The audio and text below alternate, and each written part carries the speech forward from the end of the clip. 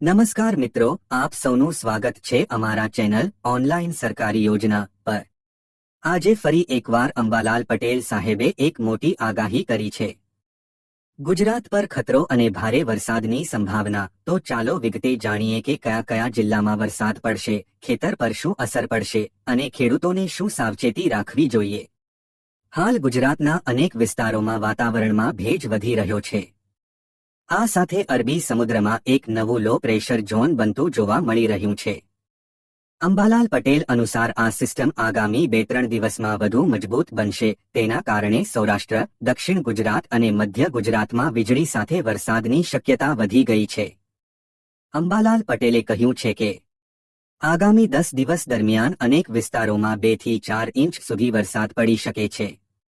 ખાસ કરીને અમરેલી, રાજકોટ, સુરત, નર્મદા, દાહોદ અને વડોદરા જિલ્લાઓમાં ભારે વરસાદની ચેતવણી આપવામાં આવી છે। કેટલાક વિસ્તારોમાં વીજળીના કડાકા ભડાકા સાથે વરસાદ અને તોફાની પવન પણ ફૂંકાઈ શકે છે। અંબાલાલ પટેલનું કહેવું છે કે આ સમય દરમિયાન ખેડૂતો માટે સાવચેતી ખૂબ જ જરૂરી છે। ખેડૂત મિત્રો, અંબાલાલ પટેલે ખાસ સૂચન આપ્યું છે। ખેતરમાં ઊભા પાકને તાત્કાલિક રીતે સુરક્ષિત કરો। જે ખેડૂતોએ પાક કાપી લીધો હોય તેઓ અનાજને હાયમાં અથવા સુરક્ષિત જગ્યાએ રાખે। તોફાન અને વીજળીથી બચવા માટે ખેતરમાં લાંબા સમય સુધી ન રહેવું। ખાતર છંટકાવ અથવા હાંટણી કામને થોડા દિવસ માટે ટાળો। આગામી દિવસોમાં તાપમાન પણ થોડું ઘટશે, એટલે પાક પર ફંગલ અટેક થવાની શક્યતા છે, તે માટે યોગ્ય દવા તૈયાર રાખવી। સરકારી હવામાન વિભાગે પણ આગામી દિવસોમાં વરસાદની શક્યતા દર્શાવી છે।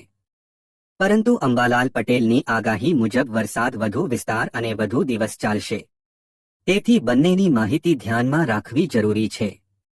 દરરોજ હવામાન અપડેટ ચેક કરતા રહો।